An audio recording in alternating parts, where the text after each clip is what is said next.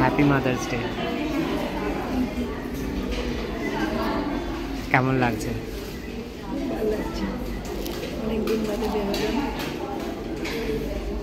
কেমন লাগছে বাবা? খুব সুন্দর, ভালো লাগছে।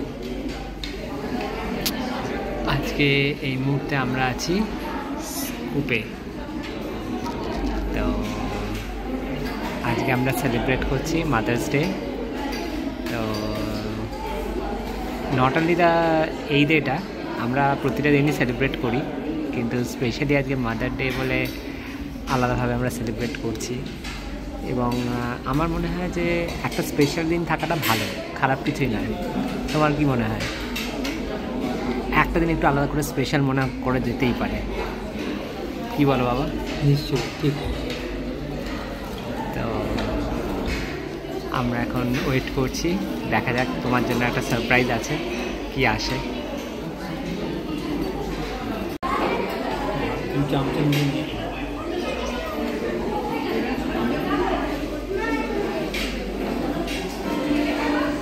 এটার নাম চিকেন উইংস।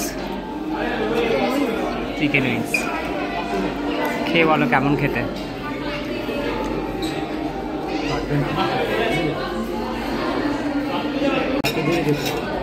কেমন খেতে? অন্যরকম। কেমন খেতে বাবা?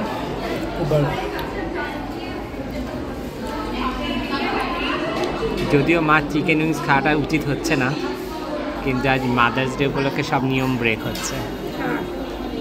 ডাক্তারবাবু বলেছে ঝোল খেতে, আর তুমি এখানে চিকেন উইংস খাচ্ছ।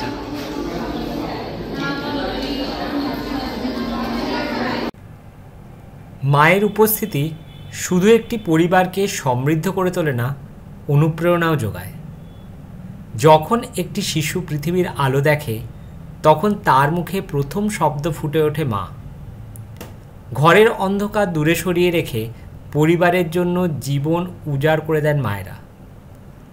আর তাদের জন্যই প্রতি বছর মে মাসের দ্বিতীয় রবিবার পালিত হয় মাতৃদিবস।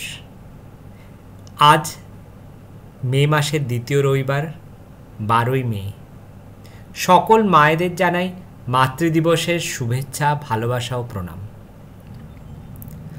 প্রতিবারের মতো এবারেও আমি আমার বাবা মাকে নিয়ে চলে এসেছি দিনটাকে একটু অন্যভাবে সেলিব্রেট করব বলে।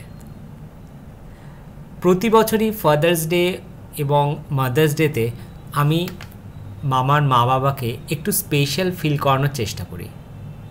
হ্যাঁ, এটা ঠিক যে একটা দিন তাদেরকে স্পেশাল ফিল করালেই যে সেটা একটু অন্যরকম হবে তা নয়, কিন্তু আমার মনে হয় 365 দিনের মধ্যে একটা দিনকে একটু অন্যভাবে যদি আমরা তাদেরকে বলি যে হ্যাঁ আমরা তোমাদেরকে খুব ভালোবাসি, তাহলে হয়তো তাদেরও খুব ভালো লাগবে।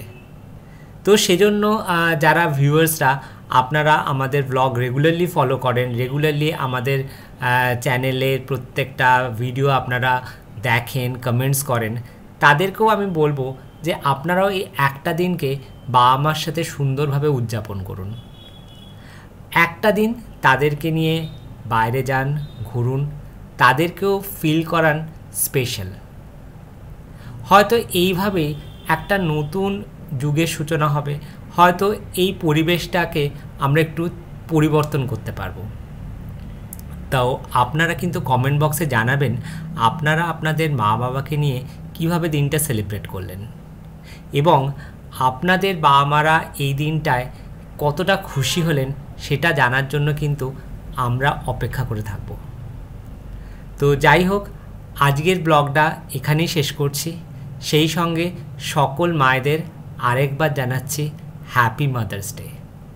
সবাই খুব ভালো থাকবেন। ধন্যবাদ।